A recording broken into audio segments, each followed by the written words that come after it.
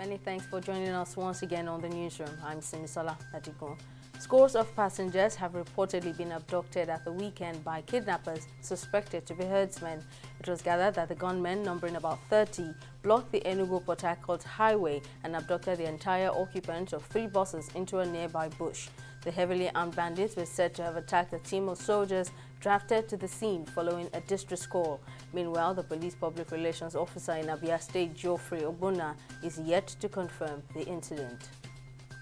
Following the 4-week extension of the strike action by the Academic Staff Union of Universities, ASU, President of the union, Emmanuel Oshodeke, said negotiations with the government have not been fruitful owing to actions of some government officials at the federal level. Speaking in a recent interview, the ASU president said sensitive misinformation after meetings make negotiations with the federal government futile, hence the reason why the strike lingers. The strike action, which the union embarked upon on February 16, was reportedly due to the government's failure to fully address its demands.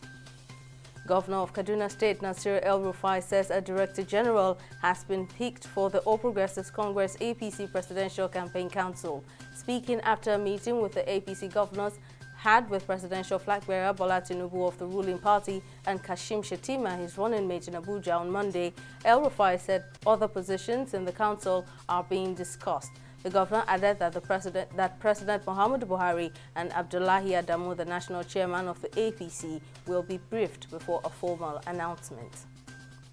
The European Commission has announced the signing of a joint procurement contract with Spanish pharmaceutical firm Hipra for the supply of its protein COVID-19 vaccine, which will be available if approved by the European Medicines Agency, EMA. The EU's executive said in a statement that 14 countries are participating in the agreement, under which they can purchase up to 250 million doses. The Hipra bivalent recombinant protein vaccine, which is currently under rolling review by the EMA, is being developed as a booster dose in previously immunized persons 16 years and older.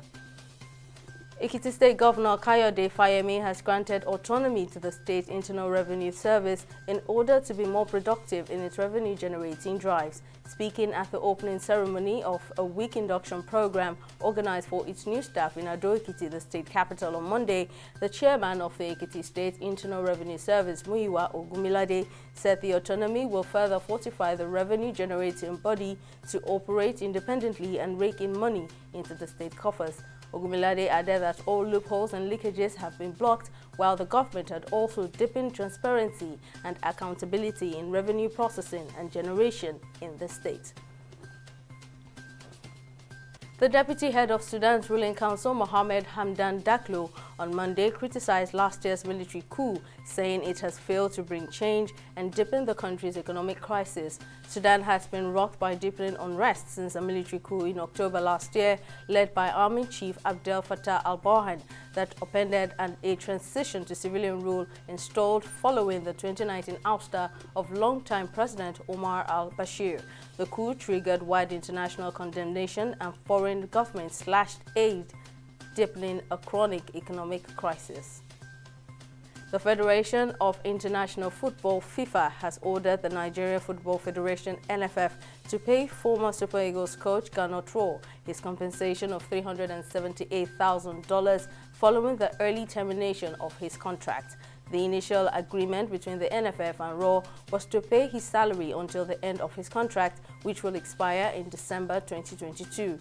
The 68-year-old had his appointment terminated by the NFF in December 2021, following the poor performance of the Super Eagles during the Africa Cup of Nations qualifier. The ruling by FIFA added that the NFF will be sanctioned if Rohr was not paid in full within 45 days. That's the latest on the newsroom. Join us again for more updates. Stay with us.